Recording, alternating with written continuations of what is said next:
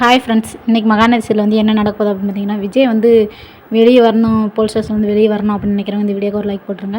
So நம்ம காவேரி, நிவின் அப்புறம் அவங்க மாமா எல்லாரும் சேர்ந்து வந்து ஒரு திட்டம் பண்ணியிருக்காங்க. ஸோ எப்படி பசுபதி கண்டுபிடிக்க அப்படின்னு பிளான் பண்ணியிருக்காங்க. அப்படி பிளான் பண்ணும்போது பார்த்தீங்கன்னா, ரோஹிணி போய் நிவின் வந்து ஐஸ் வச்சு வந்து எப்படியாவது அவர்கிட்ட வந்து அவங்க அப்பா எங்கே இருக்கார் அப்படின்னு வந்து கேட்டு எப்படியாவது நிற்கிறலாம் அப்படின்னு நினச்சி போயிருக்காரு.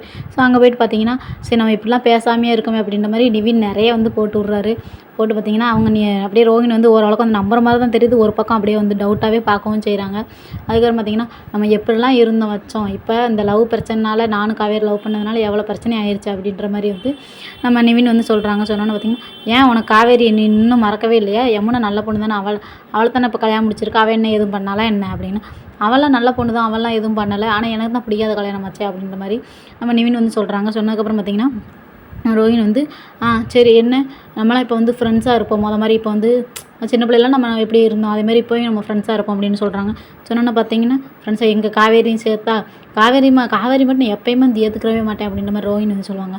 சொன்னோன்னா பார்த்தீங்கன்னா, நம்ம நிவின் வந்து அதெல்லாம் வேண்டாம், சரி நான் இதுக்கு முன்னாடி பண்ண தப்புக்கெல்லாம் என்னை வந்து மன்னிச்சிரு அப்படின்னு சொல்லுவாங்க. சரி மாமா எங்கே இருக்காரு நம்ம மாமா அப்படின்றாங்க. எங்கள் அப்பா போய் நீ மாமான்னு சொல்கிறியா, அதெல்லாம் அதிசயமாக இருக்குது அப்படின்னு சொல்லுவாங்க.